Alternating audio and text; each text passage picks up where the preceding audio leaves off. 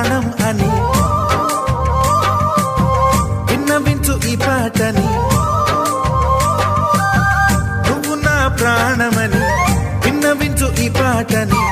ఎక్కడో దూరానున్నా చుక్కలే విన్నా గాని కదిలించలేదా కాస్త కూడా నీ మనసుని. పరదాలు దాటి ఒక్కసారి పలకరించవేమి.